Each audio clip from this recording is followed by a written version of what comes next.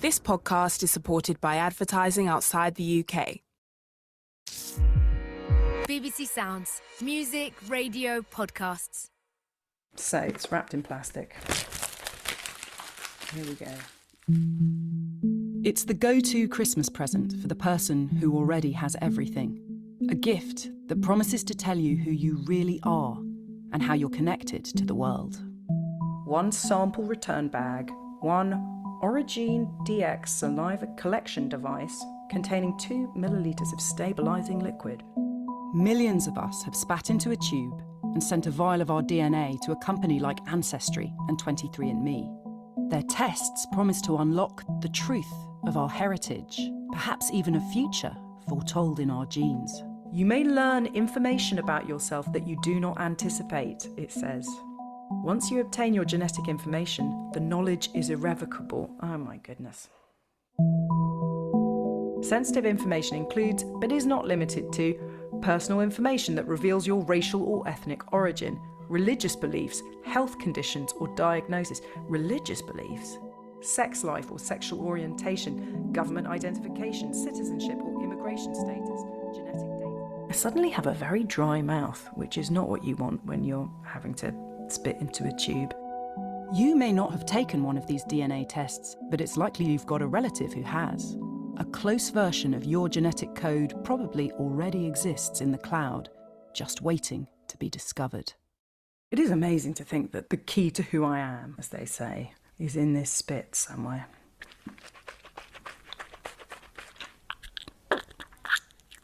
Oh, right. There we go.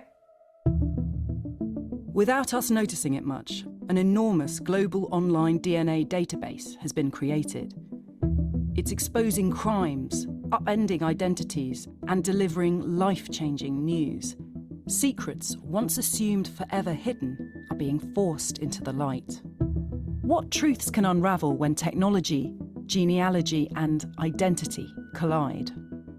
I'm Jenny Kleeman, and from BBC Radio 4, this is The Gift, a series where I meet the men and women who got more than they ever dreamed of when they opened that box. An 84-year-old man is expecting my call. Like all the people you'll hear in this episode, he only wants me to use his first name. Hi. Hello. Hello, Peter. How are you? Not so bad. Nice and warm, isn't it? Yes, it's lovely. It was cold this morning. Peter knows I want to talk about his DNA test. I think it's a birthday present. Yes. And who gave it to you? I think it's my daughter, actually. And do you remember actually doing the test? Did you have to, spit into a tube? Yes, that's right. Correct. You will have got results. Do you remember getting those? Vaguely. All I know is, about 5 years ago, a lady phoned me up and said, I've got a sister, a half-sister. You found out that you had a half-sister? Yeah, my mum got pregnant, I think, because my dad was a bit of a fearful man, you see. So she didn't tell him in the beginning when he... You're warned you might uncover family secrets when you take these DNA tests. But this story isn't about Peter's half-sister. It's about something else he discovered years later because of that test. A revelation that exposed a scandal deep in the heart of Harley Street. I had my mum and my dad and my brother, and I didn't really think anything else of it. This is Madeline. She never had any doubts about who she was until her father died when she was 40. Well, sadly, when my dad passed, we found out from a family member that he more than likely wasn't our dad, our biological dad. What exactly did you find out? Well, because of the family member, my mum had to then tell us that he'd had a vasectomy, which I'd never known about.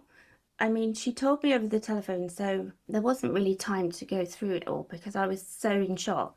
But then she sort of said she'd been to a clinic with my dad because she'd wanted children and she couldn't have children.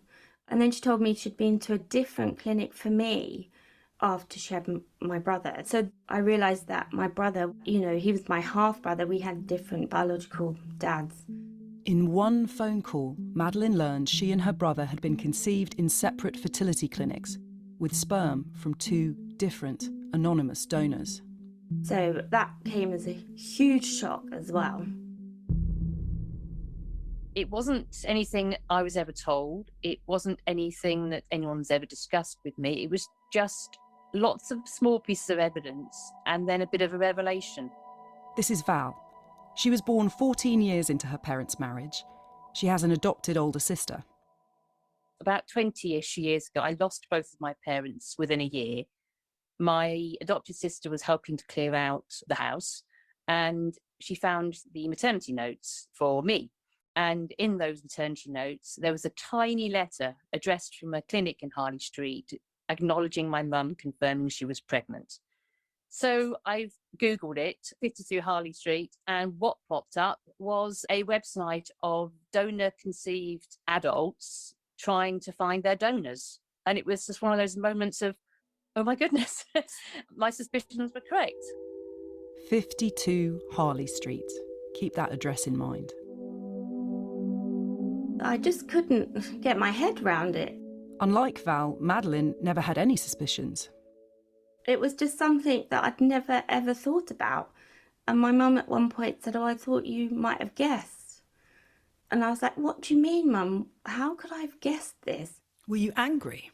I was very angry because I just thought I should have been told when I was younger. I mean, I was 40 years old, so I'd gone 40 years thinking my grandma was my grandma, my brother was my brother, and all the relatives on my dad's side were my relatives.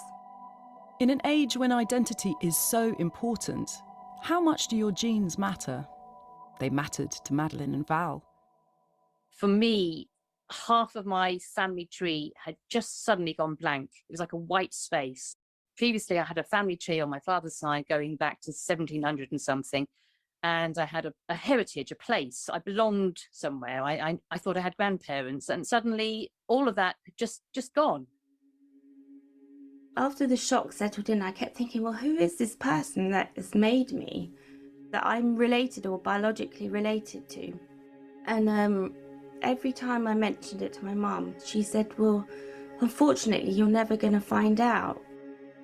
Madeline and Val have no legal right to know about their genetic heritage. Donor-conceived people have different rights, depending on the law at the time they were conceived. Those born before 1991 aren't entitled to know anything. If they want to find their donors, they have to rely on luck and online sleuthing.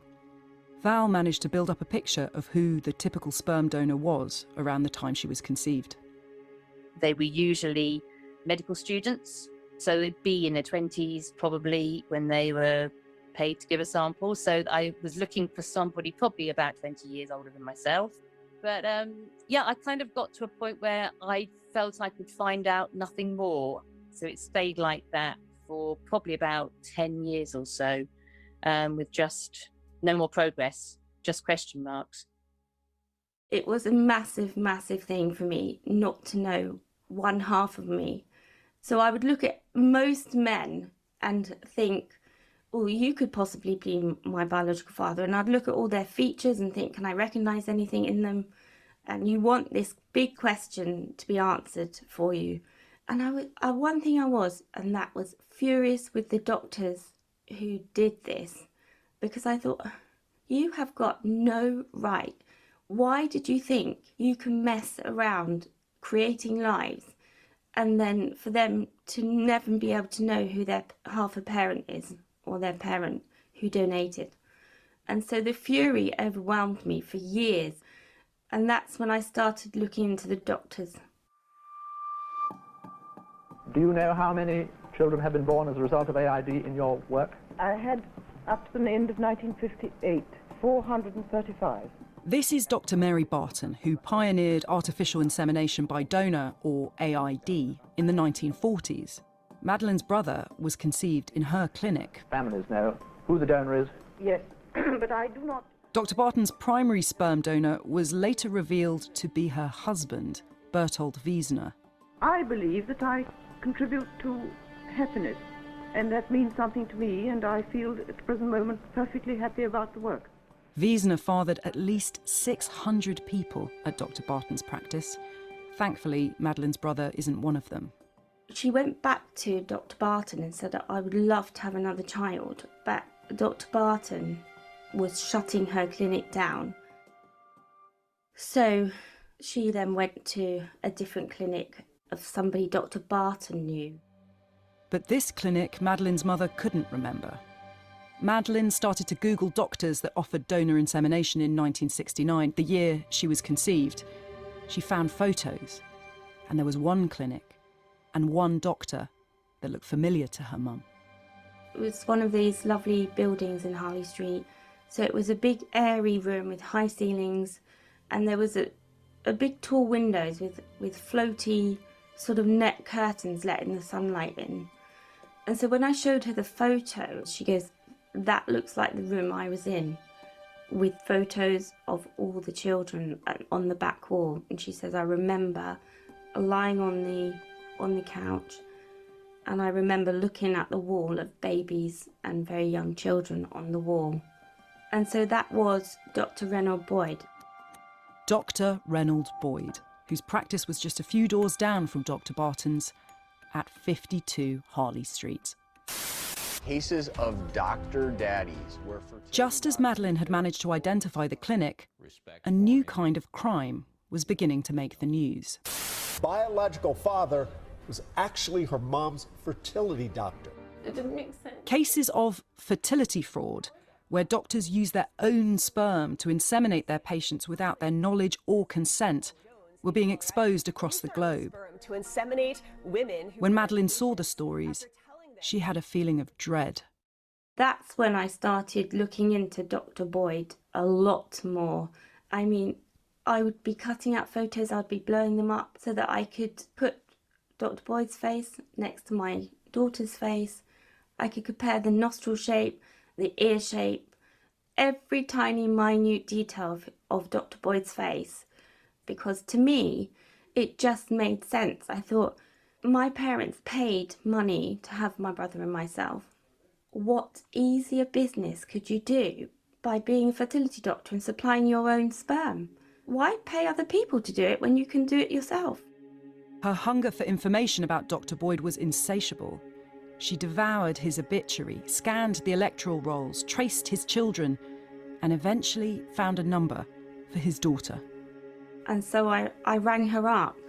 I said to her, I was made in the clinic that your father ran in Harley Street. I think I'm a sibling to you. And she said, no, absolutely not. I said, all I really, really want to know, if it is the case that he's my biological father, is I just want to know about him. I wanted to know about his family and his mum and dad, because it gave me a sense of knowing who I was. But also, I was so furious. And I know that his headstone's in Hendon. And I wanted to go, at my height of my fury, I wanted to go and just stamp all over it. And stamp on the headstone of somebody you thought was probably your father? Yeah, I wanted to stamp on it. I wanted to smash it to pieces. I was so angry. 2020, and the UK is in COVID lockdown. By now, at least 5% of the British public has taken a DNA test and sent their genetic code to Ancestry or 23andMe. It was lockdown. There was nothing else to do. So I did an Ancestry DNA test and waited for the results. And when they came, it was 100% parent-child match. You. Which was, I kind of couldn't believe. We were just watching television one evening. It was a terrible quiz show. We all had our iPads out. And I said, I found my biological father. I thought, I've got to PM this guy. I've got to send him a message. So I was trying to compose a sensible message. I did realise that he hadn't been active on the website for somewhere between 3 and 11 months, I think it said. So that was a bit of a worry. But I did put together a very simple message because I assumed, as he had put his DNA on the website, that he probably wanted to be found. What did the message say? It just said I was donor conceived and was looking to just understand my medical history, and a photo would be nice. And what happened? Just nothing at all. But he did have a wonderful family tree. I was able to find out when my biological father was born, where he was born, what age he was, when he got married, And also the huge news was he had one child born the year after me. So I had a half sister, which was all amazing stuff to find out. But I still had the issue that I couldn't get hold of him. I couldn't contact him. At almost exactly the same time, Madeline was spitting into a vial, sending her sample to Ancestry, and waiting. Oh, it was excruciating.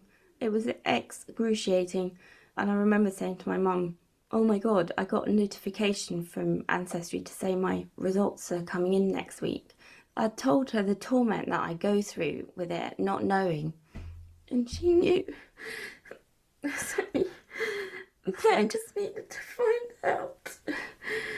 And so the results did come in. So I logged in on my phone, and the first thing I saw, which I just could not believe, was a name. And the name said parent-child match. But it wasn't the name you were expecting? No, it wasn't Dr. Reynold Boyd. I felt quite foolish in a sense, but also I was like, oh my God, who is this person?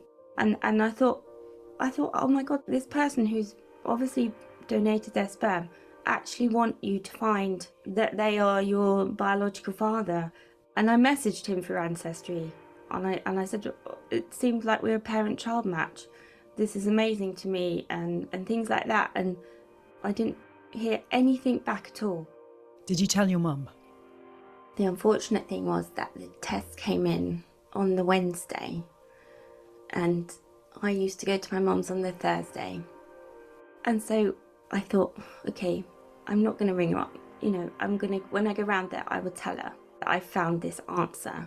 But unfortunately, when I went round there to tell her the great news that I'd actually found an answer, unfortunately, she had passed away. And I found her. You found her. And that's my biggest regret. Her Ancestry message unanswered, Val composed an old-fashioned letter. I was able to find, through the electoral roll, an address that I felt was probably his most recent address. So I wrote to him and posted it to the address I believe was his, and again, I heard nothing. Determined to get any information she could on her biological father, she found contact details for a distant relative of his wife. Explained the situation, that I was trying to get in contact with my biological father, and also explained the situation around how I believed I'd been conceived. And she said he was a very private, quiet man that would be completely out of character. He would never have been a sperm donor. He just wouldn't have been. It was at that moment that I just had this horrific penny drop train crash moment that I realised that everything was wrong. I'd been told that the donors were in their early 20s, medical students, and I realised the guy that I found as my biological father was 31 when I was conceived, so probably around 9-10 years older than a student. And I just had this moment of, what if he and his wife were trying to conceive and he used the same clinic in London that my mother had used, and something had happened. So I very quickly wrote another letter and just said, I think a mistake or something has happened. Did you ever use this clinic? And then I got an email back. Hello, Val, the email said. I have some information which I hope you will be interested in. I married my first wife in 1965. We had a daughter. Before she was born, my wife had a miscarriage. After this happened, I was advised to have a sperm check. My recollection is hazy, but I'm fairly sure I took a sample of sperm to Harley Street to be tested. I do not remember getting any further information, and indeed have no idea what happened to this sample. If it was used in any way, it was without my consent or knowledge. He didn't know, he wasn't aware. He certainly gave no permission, and it must have been a huge surprise to him to receive a letter from somebody saying that they were his daughter. Must have been a huge shock. Val's biological father wasn't a sperm donor. He was another patient at 52 Harley Street. He'd given a sperm sample for analysis there. And somehow, Dr. Boyd used that sample to create Val. He got the money from my mum, which would have been quite a large amount, I would imagine. My mum conceived and had the baby she wanted. Who would ever know? After years of thinking she was donor conceived, Val realised she was the result of a fraud. I don't consider myself now the child of a sperm donor, because that would imply a transaction had gone ahead and both parties were happy. This is Fest. But what about Madeleine? With no reply to her messages on Ancestry, she managed to get hold of a phone number for the man it said was her biological father. And she dialed it.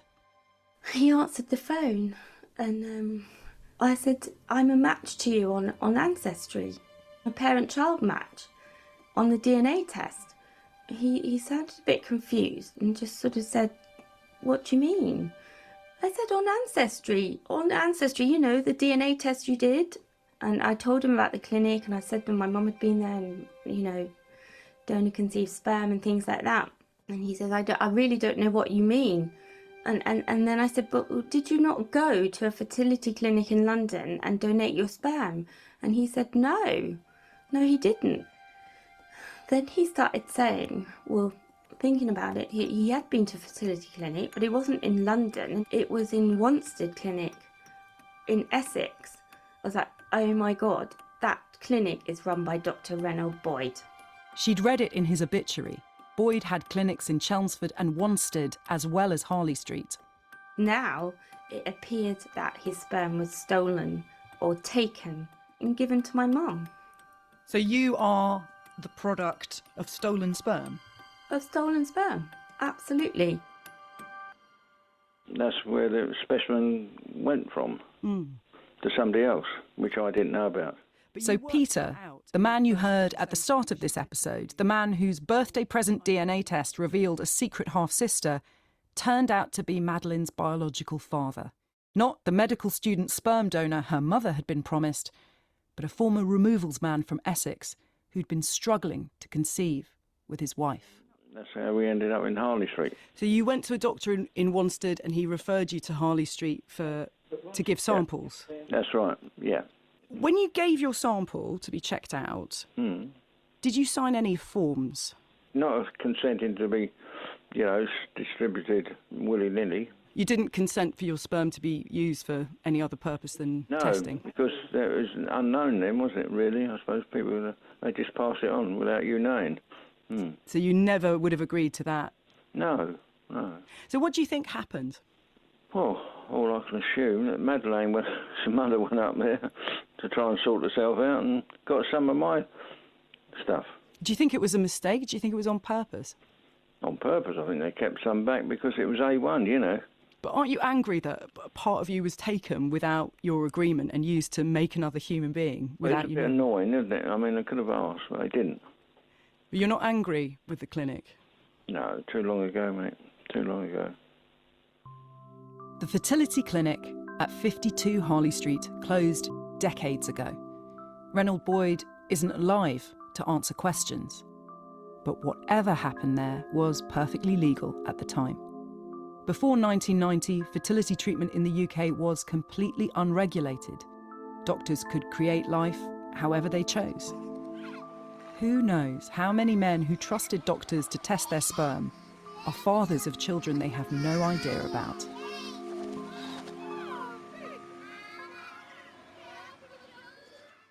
I know that you met Madeleine and your granddaughters, Madeleine's 3 daughters. Yes. What was that like? Well, it was quite a nice experience, really. You know, we were amenable and all that sort of thing, so, yeah. Do you think of her as your daughter? Not really. I mean, only a far away position, you know, really. So it's just DNA, it's just genes? Yeah. We all decided to meet up and have lunch together. And it was truly, truly awkward, to be honest, because you're just meeting a person who's a complete stranger, and they're meeting me, and I'm a complete stranger. DNA had mattered so much to Madeleine, but once she'd found her biological father, she realised the limits of shared genes. She'd found her genetic identity, but Peter was not her family. Hello. Hello, Jean. It's Jenny here. How are you? Yeah, not too bad, thanks. Peter's passed the phone over to his wife, Jean, who was listening in the background. She's also in her 80s. Knowing how difficult it is to go through fertility treatment, is it not particularly heartbreaking to think that while you were going through that, people were nicking your husband's sperm and using it to make other women pregnant? Yeah, but then I've not let it affect me because there's nothing I could do about it. Because I know that for Madeleine, it's brought great relief that she's found Peter. I guess my question is, Peter took this test, Jean, and he found that his mother had given up another baby, and he found that his sperm had been used to create a baby that he never knew about. Do you regret the fact that your daughter gave him this present of a DNA test? I don't think backwards. I just think now and onwards, because you can't change the past, can you? No. I will be forever grateful to her that she bought him this test. It's so helped me find answers, and I can move on in my life. I don't have to permanently think about it all the time. But I shouldn't have been in that position to start with. I should never have had to be looking. I should never have had to spend years and years thinking about it. Val got tantalisingly close to her biological father. I planned a family holiday that we were going to pop in, just say hi and introduce ourselves, and he got COVID just weeks before, and unfortunately he died. I wished I'd done an ancestry test sooner, because that would have been a completely different situation, but things are as they are, and I know where I came from now. Did you find out how come his DNA was on Ancestry? Yes, I did. I found out my biological father's stepson decided, I know what I'll buy him for Christmas. I'll buy him an Ancestry DNA set. That would be fantastic. And that's how I found him. I'm very grateful to him because it's ticked a huge box in my life that I now know, but it obviously was completely unintended consequence of a gift. I've sent my DNA samples off to Ancestry and 23andMe. In a few weeks, I'll discover what secrets are hidden in my genetic code. Next time on The Gift. So I'm like, Jeff, we got him. And he's like, what are you talking about? And I go, we got him. The son whose quest to learn more about his father solves a mystery that has baffled police for over 40 years. And you can listen to all of the episodes of The Gift so far on BBC Sounds. What if I told you that death may not be inevitable? Is it possible that a fundamental of existence that we've always had as a species, that we will all inevitably die, is that still true? And that there are technologists promising everlasting life. We can and should use technology to enhance and expand and augment human capacities. Who's behind the modern movement for immortality? Where else do you find the promise of living longer or forever? It's just like religion and Silicon Valley. I'm Alex Kratowski. Find out on Intrigue: The Immortals from BBC Radio 4. Listen on BBC Sounds.